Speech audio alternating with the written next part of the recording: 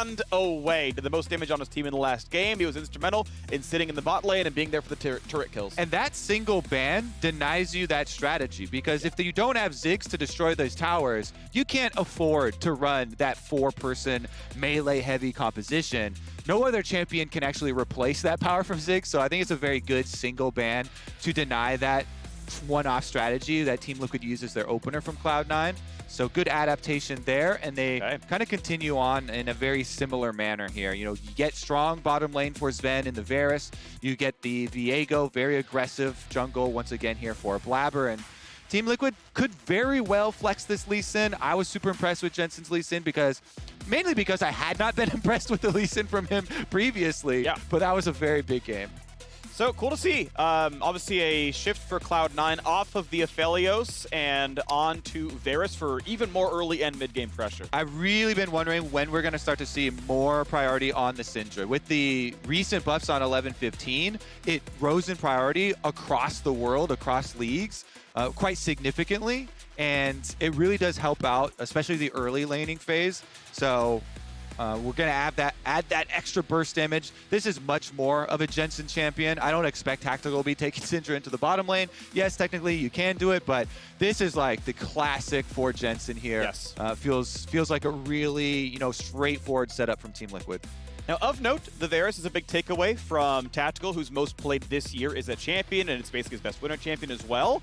But Zven is 2-6 on Varus across the year. Now, 8 games does not mean this is perfect of, what the future is going to look like, but you're seeing now double AD soul lanes and AD jungler. Cloud9 will eventually find a mage for Perkz. And heavy investment here into poke damage from Cloud9. They already see the first 3 top side of the map from Team Liquid, so they're saying there is not super great hard engage for you. You've got Gangplank slow into Lee Sin big plays and into possible long-range Syndra stuns, but they've got very, very strong lethality poke here, assuming that Zven does go lethality with the Varus. And so you're looking to round it out with some disengage on their part, and it makes it very important that you win the early game when you're running this, because you want to play off of snowballing. And so Team Liquid, they ban out some AP options that Cloud9 would want to use to round this out. The Rise down, so you wouldn't have your split push opportunity. You wouldn't have that AP from mid either. Alrighty. Jayce likely to be in the top lane, by the way. As far as I can tell, Jayce Syndra is not a good Jayce matchup. But of course, Gangplank's top, so you just hold that one the whole time and say, that's our matchup, no problem. We'll pick mid later. There's a Rise ban. We'll see what comes after. Maybe a Cassiopeia or, some other magic damage out of that lane. No matter what, Cloud9's going to have options there, of course. As Tristana also dropped off the table, no Nautilus, so Leona seems pretty likely unless you grab it yourself right here. So they go with some super generic AP bans from mid lane for Team Liquid here. Yeah. I really do, they have to balance with a little bit of AP to make sure that it's not, steel caps across the board and your lethality poke gets significantly hurt. But I'm also just really theoretically liking the style of heavy poke with a Viego. You hit 2 skill shots, somebody's low enough for Viego to all in and go for the reset, picking up souls. Diana's still available, so that's where they're going to get their AP from. It remains to be seen if it's a mid-lane Diana. It's a possibility into Syndra. Diana mid is very good, actually. I think it's really a possibility into Syndra. So you can still keep the Viego in jungle if you want, due to the recent nerfs to the passive on minions, and actually rotate the Diana over there. I wouldn't mind that. I think it would look really good, but it would be, I would say, atypical. It definitely would, but I like it. I like the theory. All right, and interestingly, they let Leona be picked up. I thought that was going to be so highly prized that Cloud9 would take it, so I'm curious if they have a counter pick they wanted to see into Leona, if they wanted to see the entire bot lane before support comes through, but obviously TL really wanted it last time. Thumbs up from CoreJJ. All right, the Jhin is in. We've got the Force energy going on, and all right, maybe just play the Alistar. It is a little bit more engaged. They are a bit limited in that regard. And if you are going to go hard poke, then Alistar can be the disengage instead. Kick out the Lee Sin or something. Exactly. And that's the main point to me. Whenever I'm looking at this comp, there is Gangplank ultimate and Leona ultimate, but Lee Sin is the big death sentence. If Lee Sin gets a good ward hop or a flank or something like that, that can crack some of the long range, poke you're trying to get off. And so there's a lot of pressure on keeping him out. Vulcan has been one of the very best Alistars that we have.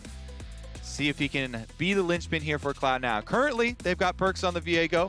You can wait and trade until 20 seconds are left on the clock. for our little window that we're leaving over for the surprise flex. That's true. Although it really, as much as I want to agree with you, Kobe, it's draining away. Our time is running out, Phreak. It's not happening. We're seeing Diana jungle, which is obviously just fine. Viego mid is, I would say, much better than Viego top as far as I'm concerned. But yeah, could have liked to see it. I'm curious to see now, though, if he does have sustained problems, because of the buffs to Syndra, it's actually much easier to harass. And we'll see if those sustained issues do affect this Viego lane for Perkz early on. Probably going to lose, minion control. As far as most of the mid laners I interviewed about it, yeah, they were having a hard time, especially in matchups like this where you do need to rely on trading health for minions early on and wave control. So Cloud9 now on a very different look as far as what they're facing for this early game, and I do expect Lee Sin to have definitely a lot of early options here. Santorin was very good on the Sejuani. In the previous comp, you do not want your jungler sitting and farming. You need to get out there. You need to create those plays. And even though he had the one, excessive tower dive there that led to the death, still was able to create so much with the Sejuani. See how he can do with the Lee. So here we go. Into this one, the teams seem focused much more heavily on the early game. Team Liquid took control in game one and never let go and crushed it in under 30 minutes. So Cloud9 have grabbed themselves a Varus. They've gone for the Jayce kind of pick top lane to try to make sure they can win late against the Gangplank. They want the priority. Perkz in his second professional Viego game of all time, 0-1 on the champion. And we'll see if he's going to look better now against Jensen's Syndra. Okay, nice defensive opening from both sides. Looks like maybe a late invade from a rotation down from top for Cloud9. Curious to see. I think the only big question mark for me. Locked with the brush, but CoreJJ is happy just to walk in and land the stun. They're going to collapse now, but it will be a 3-on-3, so it shouldn't be any lethal damage. And they get to put the ward, and the ward is killed just barely. Zven got his auto off. And he's got zombie ward, so you get to protect your zombie ward. Extra vision on first scuttle is actually quite big here for C9. A lot of extra information for Cloud9 off this level 1, in addition to the ward kill.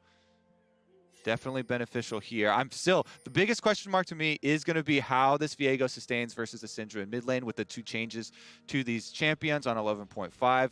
So curious to see how Perkz is able to play it out. Because if he's able to play it out just fine, and they had the confidence to swap it over and still pick the Diana for Blaber for the AP threat, if this lane goes fine, I think Cloud9 strike back very quickly in this series. Yeah, absolutely the case. I just want to see if you can win the backside to the matchup. I mean, yeah, it's not the same champions, but Jensen just kind of clobbered the melee AD versus mage matchup, and now you reverse the roles, and you want to see if Perkz can kind of step up, because across this split, it really hasn't been him, and Jensen's been getting the better of him as a individual player. Otherwise, though, we'll see what happens. Of course, turn into the Bud Light League Lounge after the LCS today, twitch.tv/Bud Light. Triple and Revenge going to be joining Latigris and Dash for some fun games, and Buffalo Wild Wings galore. Check that one out after this 3 to 5 game series. You can ask Revenge how much help he would be if you were stranded in the ocean on a raft. I'll make sure Dash asks. Yesterday. Yeah. I wonder how confident he'll be in his medical expertise out there in the ocean. Meanwhile, though, back to this one. Perkz seems to be doing just fine. There is a big minion wave that Jensen's been able to slow build here, but using the mist very effectively, try and cut it down right before it gets to your tower. Jensen effortlessly can push it in. You can see the mana bar right there for the Syndra. So much nicer on 11.5 after the changes. It actually even gives him the freedom to go for the invade on Blaber and try and look for this Diana. Early ward down. They see Santorin's trying to invade towards this one because they want to go for the 3-man top side, but Blaber has already pathed this area. Santorin getting some decent damage, and in fact, this should just be the kill. The jungler instead forced to flash, still stunned. Alphari lands the Q, walks right back out. But here comes the TP, here comes the re-engage. Is it enough now? Gonna channel for the stun, gonna find a bit, but Jensen tanks the stun, meaning that it's not gonna be a kill. And now Fudge is doing his best to take waves under his turret. This is going very Team Liquid favored. Blaber dives in. The best he can do is some damage. Knocked down, though, by Santorin. And how about what's next? Stun's going to land. You can't chase this one. You will die if you go for the Q. But big damage on Perkz. And now CoreJJ is here first. Alistar's in bot lane. CoreJJ is in top lane. They can't get the dive, though the minion wave is back up. And Tio get the 1-for-0 and back out. And they've got to reset quickly to try and get CoreJJ back down to bottom side. Vulcan and Zven are level 3 each. possible dive here to try and push him off. It's Aftershock Alistar. He can take this for a long time. He can take the first few shots. Tactical flashes. He's going to be shot. He's going to die. They will trade Vulcan back, and they might get more because double TP means Zven is likely to be slowed and then stunned. He flashes. He's got Blaber nearby. Can they win the 2-on-2? It's enough to get away. Critical there. Zven holds his flash, and you saw where Jensen threw the W on Syndra, trying to overlap the position plus where he thought he was going to flash to land that slow that you're talking about. He critically saves his flash. The W lands in front, and then he flashes up to the side over that short part of the wall. So well done by Zven to escape with his life. Doesn't get slowed, doesn't get chased down there. Still ends up being a 1-for-1, but both teleports were used in order to answer it, and we come out of it with an 800 gold lead for Team Liquid. And we come out with interestingly scuffed lanes because Alphari, of course, TPing in a bot lane, might as well stay there, so send tactical top. Like, don't make Alphari TP, then recall, then walk top and lose a wave. Just get the farm, push the waves, reset afterwards. It's just not efficient. Yeah, it's the right play here. Can't be walking across. Here's another look at it, though. Again, this Syndra roaming up from mid early because of the push onto Viego allows Santorin to go so aggressively onto Blaber. And then when the teleport finally does come in from the Viego to even up the numbers, they still have the health bars to fight it. So Perkz goes in. Yes, he gets his stun, but it's just about fishing for these skill shots. Q goes wide here first for Santorin, but Jensen with full HP has the confidence to move up. Blaber tries to burst Santorin down, can't quite get that kill, and it ends up being very favorable for Team Liquid. This was the only question mark we still had because we're like, okay, they got to reset quickly. CoreJJ actually showed for no result on top side and ends up costing the AD carry the dive on bottom with the extra minions dying to the tower. So the game is pretty well TL favored. FTX gold advantage 1200 right now. Again, Tactical probably wants to get out of this lane. As now Vulcan is going to lane with Fudge top lane. So we're just, hey, we got Varus versus Gangplank. If Fudge couldn't win lane, Zed, it's your turn. You got to remain flexible, Phreak. You know, junglers have to be willing to go pick up waves when people are rotating around and teleports are going down. Top laners can stay down on the bottom side of the map. And you see the coordination is that now you have to hard push it so you can get that opening. Whichever team hard pushes first gets such a big advantage. Alphari's trying to do it right now on the Gangplank versus the Varus, as everybody is now rotating in behind on bottom side, because big question here, on the top side, how many minions exactly does Fudge have up there? He's keeping it frozen, so he's slowly denying resources. If Team Liquid don't get anything out of overloading this bottom side, then it is going to be marginal advantages gained back to Cloud9. He sees Santorin, Core and Tactical are on the wave right now, but now that Zven has reinforcements, should be okay. Got some okay damage onto Alphari.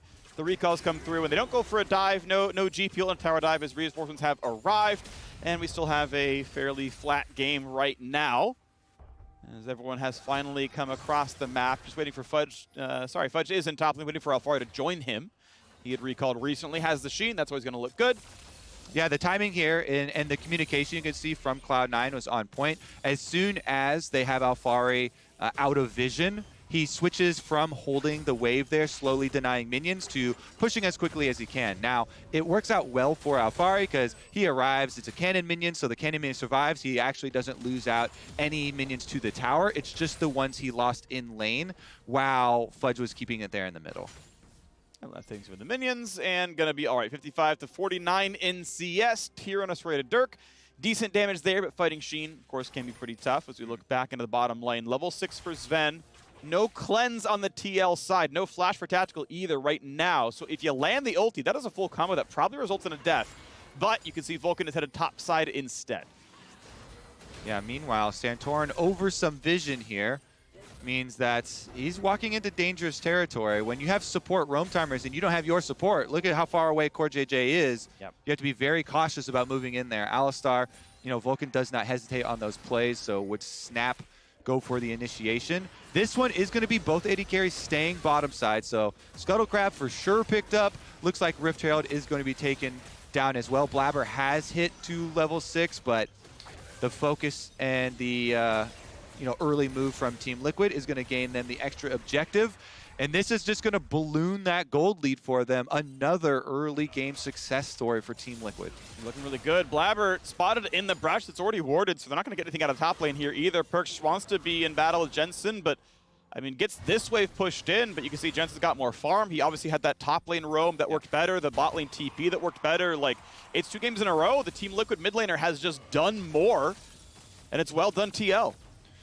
Meanwhile, the first PowerPoint that Cloud9 fans have to look forward to is the double Muramana, this lethality poke that they have drafted super early on of the Jayce and Varus, and bringing that together for your sieges or for your objectives to try and poke members of Team Liquid off. The biggest PowerPoint and the point of this composition, once you get these two online, you see the early investments in lethality as well as the tier for your Muramana builds. Is going to come when you can actually utilize those through the mid game. So until then, yes, you can make spot plays off of, Diana ult combinations, Alistar engages here and there, and the execution possibilities from Viego. But mostly it's about controlling this early gold lead that Team Liquid have, trying to stem the bleeding a bit and not give away too many objectives in the meantime. Then when you get to group up and use your poke, you're trying to just avoid those 2 ultimates of the Gangplank Leona combination, allowing the super hard engage from Team Liquid. So Dragon maybe on the table. 10 minutes in. Right now, not the early target. Waiting for the Rift Herald to be charged into one of these lanes. Top lane down to 4 plates. Mid and bot really not under any fire yet. But if you do want to get first turret gold, it may be in that top lane. But first, Cloud9 are on the way to this Dragon, as it turns out. Mid laner is going to be seeing each other. Top lane is going to see each other in a second. Santorin not going to be anywhere near this bottom river. It's going to be claimed, no problem. Well done, Cloud9, to get an objective on the board. But again, these Drakes don't mean much if you don't get soul. Exactly. Similar story to last time around, where I think the correct focus in early game is always how Team Liquid are doing it here, getting the extra gold, getting the Rift Herald. Bigger early advantage for them as a possibility. Santorin is holding that Rift, or actually just used it on top side, so he's immediately cashing in for the first turret bonus, and this is going to be a very similar story. Poof goes the turret, and boom goes the gold lead. 2.4K, it's looking good. Team Liquid have done a good job again and again and again of having the skill and the matchup knowledge to win their lanes, turn that into aggression around those lanes, turn that power into objectives, and they get first turret time and again. Yeah, and our one question mark of the Syndra into Viego was the big, spark plug for the top lane dive. It was the early roam from Jensen, pushed out the wave. Perkz had to finish up with the rest of the wave in his tower, then use his teleport up topside, and gave them the early move on all these consecutive plays. Now they've got the rotation down from Alphari after taking top turret, so it just continues to cascade gold across the map for Team Liquid. He pushes in again, playing off another power point here, and the Syndra continues to be so valuable for them. Core plays just, I believe, outside of vision. Now as the minions show up, he will be spotted, but said, hey, if you fight for this one, if you land a stun, I'm just going to, flash Leona you, and you're dying for that one. Perkz not going to get hit low enough to die, but mid lane turret now below half HP. As Blaber walks in to grab the wave to, not let the golden XP go to waste. But TL, 2.9 thousand the FTX gold advantage. They're just running over this one again. Money, money, money, money, Phreak. Keep it coming. They've been able to push in bottom as well. Look at this invade attempt from Santorin and CoreJJ. When do they actually pull the trigger here? Vulcan does go over the wall, and Blaber's got ult. They got some decent damage, but now that he is 6, of course, Vulcan, oh my word, the health bar's just gone. What a setup burst that they will trade one back. No, they will not. It's just all the damage out of Santorin. Coming alive in this one, walks away cleanly. Team Liquid continue to stomp this early game. And Phreak, the poke damage is nowhere in sight. No. It's getting such an early power curve here for Team Liquid that this moment we're talking about for C9 fans to look forward to, you can't even see on the horizon yet. It's just huge right now. This is just getting walked over, but okay, CoreJJ thought maybe had to flash. Did not actually have to, but honestly, they're not getting punished enough for it to matter. So CoreJJ just gets out. The lead grows to 4,500, and Team Liquid pick up exactly where they left off. All right, so this is a symptom of getting frustrated at all of the early invades from Team Liquid. Beautiful stun over the wall from Jensen. The Syndra is still on point from him. Easily able to create this double kill for Santorin. Feels so nice Beautiful stun over the wall into easy Lee Sin Q follow-up damage there. Gore Drinker's done for Santorin off of all these early kills. He's even tanky with the steel caps on top of it. Already prepared for the possible lethality poke. Yeah, the Eclipses are coming in now, but the steel caps are already built by 3 members of Team Liquid. This is looking really good for Team Liquid yet again. I mean, really well done. Maybe Dash is the one who called it. He said TL's going to win this one. We'll give him credit as the best analyst on the staff that I have heard talk about this match. You know, maybe it's him after all. Alphari also, you know, he tweeted out he was just giving Cloud9 members a false sense of confidence with the success that C9 have had against them. C9 beat them literally every game in summer, plus the 2 series in spring playoffs. So Team Liquid have had enough, it seems, Phreak. Apparently they have. Good to see Santorin back in the lineup. Alphari, obviously, with his lane dominance, has looked really good here as well. So, you know, credit where it's due. This is TL playing off of their strengths, right? Off of their absolute lane dominance. You know, CoreJJ is in the hard roam. They're not playing around bot lane. But Tactical's good at chilling, right? Hanging out, waiting, and then being there for the team fights. Like, this whole mix is working well to their player strengths. Yeah, and some of the big things have been a lot of these points off of Santorin invades where it is him coordinating with stuff like Jensen is pushing, level 3 Syndra gets Viego under tower, they move together, they try and create these opportunities. No longer is it a wait for your opponents or wait for the perfect scenario. This is a creative Team Liquid that are actually being proactive. Meanwhile, though, Cloud9 will strike back, objective for themselves, so they've got their first dragon, they've got Rift Herald #2 in their pockets. It's just that once again, they have to overcome this mountain of a gold lead. They gotta find a way to do it, but the poke may just not be enough. With the double eclipse in, we'll see what they look at. First dragon was Cloud9, second dragon looks to be theirs as well, but as we saw in game 1, they got 2. All right, that you know, brings the gold lead back in terms of it being worth some stats. It's, you know, of some value. But guess what? You know, TL, for the first 15 minutes, 60 minutes, they're like, you can take those. We'll get gold leads elsewhere. And then now we on the map, and Soul's not happening. Yeah, and look at this, gold graph as well is very telling. But I'm still looking at this point when if you can get your conversions for your Muramana. Because then the poke damage starts hurting so heavily that yes, however big of a gold lead there is, there are not super tanky champions on the opponent team. So if you land your skill shots and you can focus fire as well, those opportunities can still be there. And Team Liquid are going to have their flanks warded. They're going to have to look for these hard engages. It's not too difficult with a slow field from Gangplank ultimate and then CoreJJ's ultimate here from Leona, trying to set up stuff like the follow through from Syndra and Jhin. Like, the possibilities are definitely there, and they just have to execute on them. But you know, the opening will be on the 2-item power spike for Cloud9. Can they actually change the course of this series or not? Well, the good thing for Cloud9 is they don't have much to lose for a while. There's no Dragon up, there's no Baron for 3 minutes. All the Editor's already gone, so they get to wait and stack those tiers. And of course, you know, Fudge needs to deal spell damage to actually stack the tier any faster. Obviously, you know, for the most part, waiting for gold. And in fact, Zven is sidestepping to some % armor pen, most likely Cyrilda's, in the fact that, you know, Muramana's nice, but he needs to get through all the armor that these guys are buying, since, as you mentioned, there are triple steel caps, right? And those are all the melee champions with a bunch of bonus armor. It's hard to kill them. So we'll see. 2.5 now on Baron, and I don't know if it's going to be right away the TL setup, but we saw them play that dance, and it took them about 3 minutes to claim the objective when they did. It's also going to be difficult for Cloud9 if they give up vision control first to Team Liquid, because when you're face checking into the Gangplank's Syndra options, then you're just lining up for skill shots to land. Barrel chains from Alphari are part of the reason Gangplank is his signature champion. And then Jensen, we already saw right off the bat, over the wall even, long-range Syndra stun found 2. So he's also calibrated his skill shots, Phreak. And if Team Liquid get the early setup on these objectives, it just makes it so difficult for C9 to really pull off that surprise play. Are they going to be the ones with the threatening long range, or is it actually, we have to play the dangerous game of walking into Team Liquid's setup? Because currently, Team Liquid have taken control of your entire jungle. Yeah. Blaber's got to have used his proto belt to escape from his own raptors. Hey, at least he got the big one, though, all right? He landed the Q-stack. That was well done. I want to point out Perkz at 18-18, finally finished his mythic.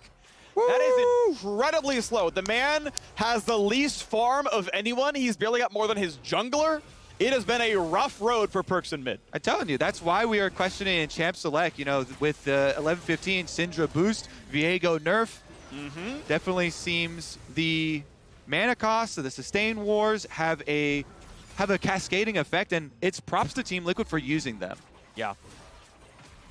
It also means Cloud9 need to find a real mid laner, because Perkz has not been up to the task. This Here's is how you do it, Phreak. I got you right here. What is it? You snipe the Syndra, and then you take the body.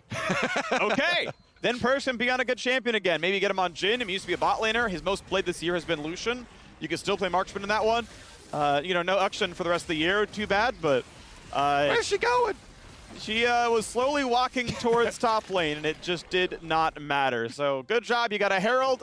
You earned 100. They earned 25. You didn't get much more out of that one.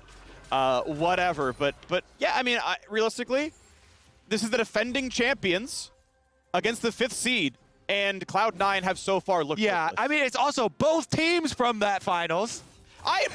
Listen, all right? I didn't technically lie. There were lies of omission. That is true. TL has leveled up incredibly well, and I want to give them full credit because this is the best I have seen TL play in 6 months. I like that your main concern is technically lying in all cases. You're a very Machiavellian type of fellow. I respect it though, because I know this about you, and it makes navigating these scenarios an expected result. Fair enough. But, you know, the other side of it, TL playing incredibly well. Cloud9, I want to see, and it's not just like the buyout memes, whatever. Perkz, when he joined Cloud9, said, I'm going to get you, what, like 7 trophies in 2 years? You got 1. I want to see you be worthy of a podium, at least at this point. And it's not there for him right now. He's been mid-diff both games. He's 0-0-0 now. I want to see more of the man. All right, well, in the meantime, fighting uphill battle for C9. They've decided to leave him on the top side. You want to trade equally when you are behind like this. 7,000 or 6,000 gold deficit here does mean if you can get that tower, recall back out, and defend the secondary ones here, that is technically a W for Cloud9. But it does mean easy dragon here for Team Liquid. This is why you invest in the early power of the first Rift Child, of the early gold turret plates. It makes even fighting the mid-game dragons so easy, even if you've given up the first 2 to your opponents. So Santorin's going to happily cut that one off. Objective in the bank for them. Ultimate haste is in. Not a bad one. Jhin and Gangplank can somewhat mediocrely start fights from far away. Just put the slows down and then allow Leona to follow up and just bash him with your gold lead. All right, step number 1 for Cloud9. You need to get your pocket of Fog of War on the objective first. We just can't emphasize enough objective setup here for C9. If they're forced to walk into Team Liquid, it is going to be doomed. They need to have Blaber and Vulcan frontlining here, ready to snap, pull the trigger on anyone who gets hit with this lethality poke. Fudge and Zven are approaching the area here, already transformed, or looking for his transform for Muramana. Very close for Fudge. A little bit further behind because of the stop off for the last whisper here for Zven, but that is still the hope. All right, camp's going down. Santorin still keeping his farm pretty much identical to Blaber. 0-2-0 on the Diana, on the way to Azonia's. Cool has a stopwatch. We'll just see if they have the damage to follow up on the fights. Looks like Perkz and Vulcan on the way towards top. Can they catch out Alphari? Sidesteps the stun. Barrel, no. He tried to predict the auto attack, but there wasn't one to be had. Gets a slow. Gonna have the first stun. Gonna have the second one as well. Headbutt into the wall. Big burst of damage and a flash. Gets away from Diana. And now reinforcements have arrived. So well played by Alphari. And the reinforcements start knocking down Cloud9. 2-0. Yeah, just watching the mini-map the entire time here. Nice sidestep on that stun, but it still means Baron, massive pressure here for Team Liquid. Big kiting. All Alphari has to do, he very cautiously uses every cooldown there. Easy sidestep, then he flashes as well. Gangplank emerges unharmed, and Baron is an afterthought for Team Liquid. Well done. Huge pickup there. Okay, that's fine. No one's going to steal it. Massive lead now. Red Bull Baron power play is going to be probably an inhibitor or two. You know, in a lull of the game like this, everybody has all cooldown. So when you go for a play like this, you're expecting a teleport from the Syndra. And it's just a matter of time. If you can't immediately burst down or threaten this Gangplank, then it is going to turn so bad so quickly. So Honda Performance Replay here does show it once again. You already know the ramifications of the dive, though, because there's so much range in the collapse. Lee Sin can dash forward, able to save him, kick into the wall, plus then the range support of Tactical on Jhin, allowing them to chase down another opponent with the Baron Phreak. This one's all but wrapped up with a bow. Vulcan is down 7-1. I want to point out that the Alphari Vulcan interaction back when he was getting dove in top lane, Vulcan let his E stack up and then went pulverized, trying to like bait out oranges on what should have been like the E slap, and he's like, no, I was ready for that one. 8 oranges appropriately on the stun. Like, I don't know how you get that one in your mind, but really, really well done there. Sorry, Alphari does not take enough damage. Fudge flashes because he might have gotten punched one too many times. Blaber going for a desperation play, gets the pullback, and CoreJJ flashes out of the damage. Alphari is low, but they just cannot get the kills. The snipe comes through for Jhin. One already picked up, make it a second. Yes, indeed, a double kill for Jensen, and Cloud9 just cannot get anything done. Phreak, this series is a stomp. Yes. From Team Liquid's side, everyone favoring Cloud9 because, rightfully so, in summer, defeating them all 3 times, in spring, both of the series, and yet Team Liquid, early plays successful in both games for them, seamless transition, especially this time around, and all the plays Cloud9 try and get off the ground have felt sluggish. Well, Team Liquid, whatever you did over the last week, it worked beautifully because you played Cloud9 7 days ago when they beat you. You play them today and it's not close. Goodbye, Zven forces a flash away for a Syndra combo. Vulcan gonna drop now to Santorin, and it's 4-0-5. They're still going for more. 10-1 in kills, a slow one to Blaber. That man's dead as well. Let's grab another one, no problem. Jensen's unstoppable as the inhibitor will fall in mid. The confidence for Team Liquid is through the roof. Look at these plays inside the base. Baron buff means they're going to make short work of it. And that is going to be, yes, another turret falling. Indeed it is. A couple of inhibitors for the power play. And you know what? Maybe it's time to reset. Buff is timing out. Jungler respawns soon. There's no minion waves left. Okay, we'll go grab our Cloud Drake afterwards. And I mean, at this point, you have just done everything you need to do. The first game was one-sided. This one's going even faster. Santorin, it just seems on fire. Playoff Jensen is came to play. Even in their loss previously to Cloud9 too, his Azir was doing quite a bit of work. So he has definitely been in peak performance. Take a look at the attempted flank here from Cloud9. Yes, this is one of the few ways that they actually have to throw, you know, an option to come back into the game, but really well dealt with by Team Liquid. You know, Jensen, he's able to get first kill up there just off his ultimate, then collapses to be able to finish up the second kill off of stun there onto Perkz. They get every member out alive, so every member still with Baron buff. Phreak means they can chase people down inside the base. The towers melt, the inhibitors are gone, and they get the reset with pockets full of gold. Yeah, they are rich, and they are looking to keep going onto this one here. Looking at top tier 2, the only lane left to push. And I've noticed, actually, for a while, TL, in the previous game as well, are happy to leave the Dragons up. It is not even part of the calculation. They do not care about that objective. It's been up for 2 minutes. Nah, the base is what's dying. This is such a scary situation for Cloud9 too, because while this is the upper bracket for this series, going down 0-2 to Team Liquid in your upper bracket series, being sent down to the lower bracket, if they lose one more game this series, they're going to have such a hard time fighting their way out. You know, one of C9, TL, or TSM cannot make worlds, and the lower bracket is a very scary place to earn your keep. So, all inhibitors down. Supers flooding in now through mid and bottom lane. It's time to end the game. Jhin ult to zone them, bit of damage on his Zven as well, and well, guess what? Now we have the positioning. Final couple of shots come across. Blaber going to be dropped quite low. Stunned as well. GP over the top.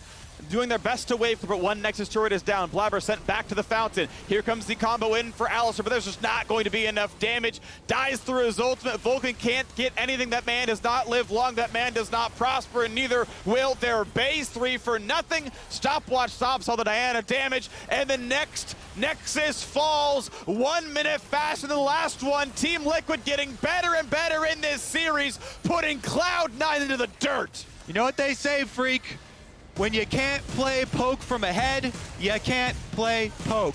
And Team Liquid, they take the early lead. Very good early roams from them. Jensen and Santorin linking up, and the synergy between those two has been on display. Yep. Game number 2, quickly picked up by TL.